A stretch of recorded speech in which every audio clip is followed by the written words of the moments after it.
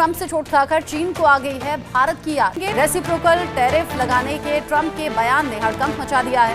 इस बीच चीन ने भारत के साथ मिलकर काम करने की इच्छा जताई है। फिर उनके फॉरेन मिनिस्टर ने कहा है कि वो हिंदी चीनी भाई भाई वाला नारा फिर लगने लगा है कि dragon and elephant there is the only right choice for India and China, कि इनको मिलके कोऑपरेट करना है। ये कभी नहीं कहा उन्होंने। अब वो कहते हैं there is an every reason that dragon and elephant, terminology इस्तेमाल की है दोनों मुल्कों के लिए। अब चाइनीज दोस्त बनना चाहते हैं। कुछ अर्सा पहले चाइनीज फुल दुश्मनी कर रहे थे इंडिया के। चाइना एक ये बात कहता है कि भाई साहब कोई दिक्कत नहीं है, हम भारत से ना 10 साल के बाद लड़ लेंगे, 10 साल के बाद लड़ लेंगे हम भारत से, कोई दिक्कत नहीं है। अभी एक काम करते हैं, भारत से सुलह कर लेते हैं। यही चीज चाइना ने करीब 25-30 साल के लिए करी थी पहले।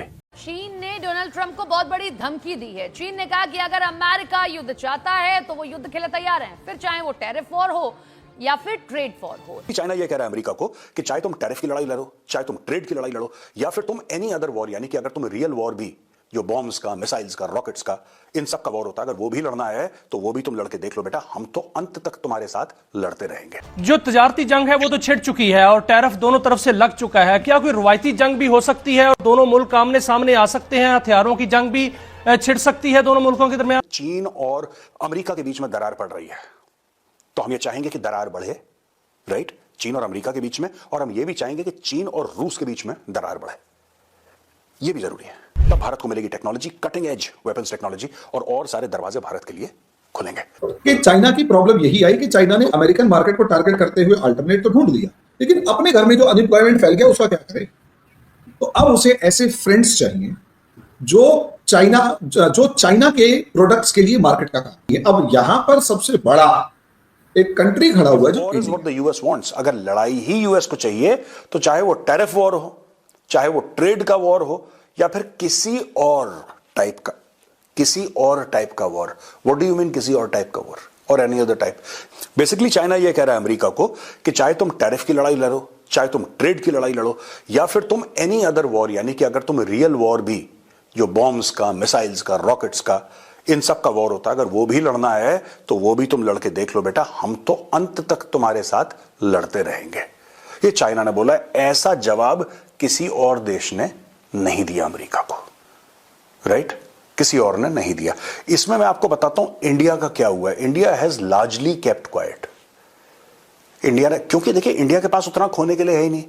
हमारा जो ट्रेड का है यूएस के साथ, राइट, यूएस के साथ जो ट्रेड है, अगर हम अपना रिलेशनशिप बेहतर करना चाहें और हम बोलें कि ठीक है 7 अरब का लॉस है, हम इसको थोड़ा सा एडजस्ट करके, थोड़ा सा दाएं करके 3-4 अरब का लॉस कर देंगे, इतना तो यार ये मालदीव्स और ये सब, इन सब देशों को, बांग्लादेश को और इन सब देशों में, और कहीं अफ्रीका में सड़क बनाई भारत ने, एशिया में कहीं सड़क बनाई, कहीं के क्लीन वाटर का प्रोजेक्ट करा, किसी के लिए कुछ डैम बना दिया, कभी कुछ करा, इतना तो भारत इनमें खर्च कर देता यार। So it's not a big amount of money. चीन अब इंडिया का दोस्त बनना चाहता है। इसकी क्या वजह है? क्या वजह है कि चीन इंडिया का दोस्त बनना चाहता है? बड़ी सिग्निफिकेंट डेवलपमेंट है। वांग यी, जो कि आपको पता है चाइनीज फॉरेन मिनिस्टर हैं, बड़े पावरफुल फॉरेन मिनिस्टर हैं, और उन्होंने मिनिस्ट्री ऑफ फॉरेन अफेयर्स ने एक जो प्रेस कॉन्फ्रेंस आई उसमें टर्म यूज की, dragon and elephant there is the only right choice for India and China, कि इनको मिलके कोऑपरेट करना है। ये कभी नहीं कहा उन्होंने। They never use this term, may be कभी भी माजी में की हो अच्छे ताल्लुकात के टाइम पे। अब वो कहते हैं there is an every reason that dragon and elephant, terminology इस्तेमाल की है दोनों मुल्कों के लिए। अब चाइनीज दोस्त बनना चाहते हैं। कुछ अर्सा पहले चाइनीज फुल दुश्मनी कर रहे थे इंडिया के साथ। वजह क्या है? चाइना जो है, ये जो क्या समझता है, पाकिस्तान के साथ तो ताल्लुकात हमारे जो हैं वो अच्छे नहीं है, लेकिन आई थिंक चाइनीज एक चीज समझते हैं, keep India away from the United states, and they also believe maybe Pakistan is not a partner or not a friend or not that kind of a partner on whom Chinese can rely because of ये जो internal situation develop हुई है। क्योंकि as per the Chinese, उनके interest role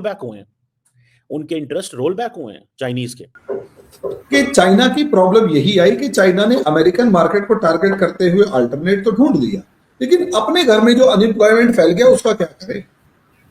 तो अब उसे ऐसे फ्रेंड्स चाहिए जो चाइना के प्रोडक्ट्स के लिए मार्केट का काम।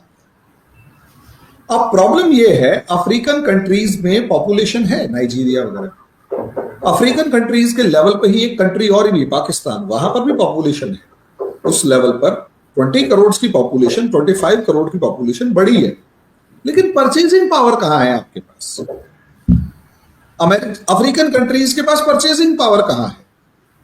और अगर आप साउथ ईस्ट एशिया की कंट्रीज को देखते तो वहां पॉपुलेशन नहीं है, परचेजिंग पावर भी नहीं है, पॉपुलेशन भी नहीं है, और चाइना उन सबसे लड़ रहा है। अब इंडोनेशिया जो है उसके पास 25 करोड़ की पॉपुलेशन है, लेकिन RCEP के चक्कर में उनका इकोनॉमिक बैंड बजा चुका है चाइना।